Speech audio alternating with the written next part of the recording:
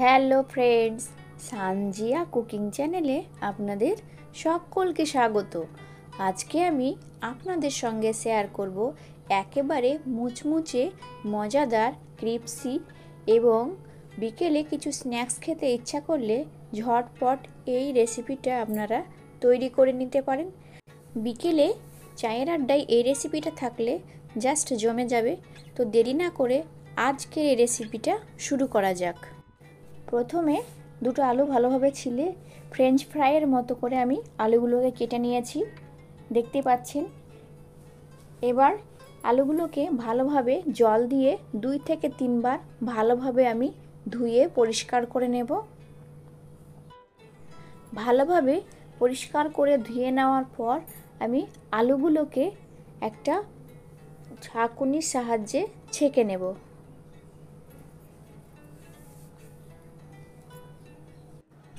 ভালো করে আলু থেকে জল ঝরিয়ে নিতে হবে, যেন কোনো রকম জল না থাকে। আমার ভালোভাবে ঝরানো হয়ে গেলে আমি এটাকে এখন রেখে দেব। এবার একটা মিক্সিং বোল নিয়ে এর মধ্যে আমি 2 কাপ ময়দা দিয়ে দেব, স্বাদ মতো লবণ, হাফ চামচ হলুদ গুঁড়ো, হাফ চামচ লঙ্কা গুঁড়ো, হাফ চামচ ম্যাগি মশলা, 1 চামচ কালো জিরা আর হাফ চামচ বেকিং পাউডার দিয়ে ভালোভাবে শুকনো উপকরণগুলোকে মিশিয়ে নিতে হবে। শুকনো উপকরণগুলো ভালোভাবে মেশানো হয়ে গেলে এর মধ্যে আমি অল্প অল্প করে রুম টেম্পারেচারে রাখা জল দিয়ে ভালোভাবে একটা ব্যাটার তৈরি করে নিতে হবে। জলটা একসঙ্গে ঢালবেন না, যেন পাতলা হয়ে যাওয়ার সম্ভাবনা থাকে। অল্প অল্প করে জল ঢালতে হবে।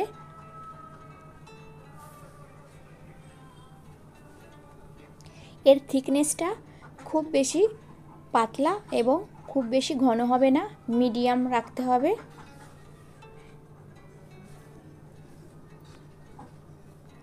দেখেই বুঝতে পারা যাবে কতটা থিক হয়েছে। দেখুন আমার ব্যাটারটা তৈরি হয়ে গেছে। এবার ব্যাটারটাকে ঢাকা দিয়ে 5 মিনিট আমি রেস্টে রেখে দেব। আর একটা মিক্সিং বোল নিয়ে নেব, ওর মধ্যে আমি মেজারিং কাপে 2 কাপ ময়দা দিয়ে দেব আর এর মধ্যে সামান্য গোলমরিচ আর সামান্য লবণ দিয়ে এটাকে ভালোভাবে মিশিয়ে নেব। এই মিশ্রণটা আমি কোনো জল দেব না, শুকনোই থাকবে। ভালোভাবে শুকনো উপকরণগুলো মেশানো হয়ে গেছে। এবার যে ব্যাটারটা আমি তৈরি করে রেখেছিলাম সেটা নিয়ে 4 থেকে 5টা আলু নিয়ে আমি এই ব্যাটারের মধ্যে দিয়ে দেব।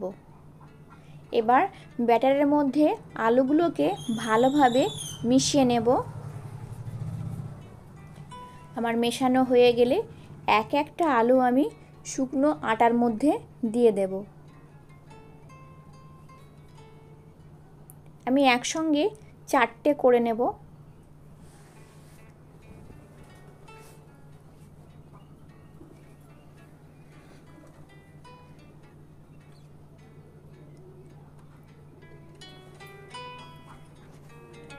আমার 4টে দেওয়া হয়ে গেছে। এবার একটা চামচের সাহায্যে শুকনো আটাগুলো আমি আলুর মধ্যে দিয়ে দেব।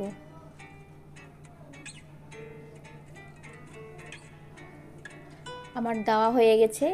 এবার আমি হাত দিয়ে ভালোভাবে এটাকে আটার সঙ্গে কোট করে নেব। আটার সঙ্গে ভালোভাবে কোট করে নিতে হবে। আর এগুলো একটু টাড়া বাঁকা হবে আর তেমনিও ক্রিপসি হবে। খুব বেশি চাপার দরকার নেই, হালকাভাবে চেপে নিলেই হবে। একই প্রসেসে আমি সবগুলো করে নেব।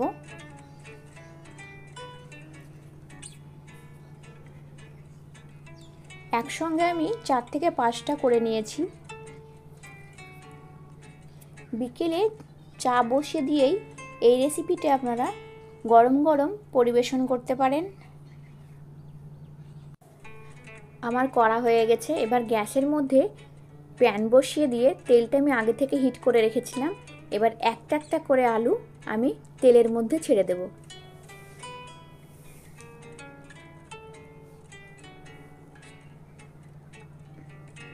আমার দেওয়া হয়ে গেছে। এবার এটাকে উল্টে পাল্টে লাল করে ভেজে নিতে হবে। এই সময় গ্যাসের আঁচটা মিডিয়াম রাখতে হবে, খুব বেশি হাই করা হবে না, নইলে পুড়ে যাবে, ওপরটা পুড়ে যাবে অথচ ভিতরটা ঠিকঠাক হবে না। এবার আমি সবগুলোকে একটা প্লেটের মধ্যে তুলে নেব।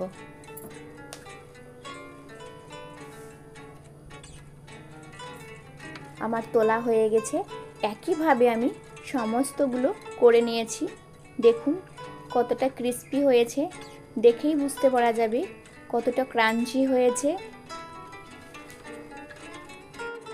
আমার এই রেসিপিটা যদি আপনাদের ভালো লেগে থাকে তো অবশ্যই বাড়িতে ট্রাই করবেন এবং কেমন হলো আমাকে কমেন্টে জানাবেন। যদি আপনারা এই ভিডিওটা ইউটিউব থেকে দেখে থাকেন তো আমার চ্যানেলটিকে লাইক এবং সাবস্ক্রাইব করে দেবেন, আর ফেসবুক থেকে দেখে থাকলে আমার পেজটাকে ফলো করে দেবেন। দেখা হচ্ছে নতুন কোনো রেসিপি নিয়ে। ততক্ষণে আপনারা সকলে ভালো থাকবেন এবং সুস্থ থাকবেন। এতক্ষণ ভিডিওটা দেখার জন্য আপনাদের অনেক অনেক ধন্যবাদ।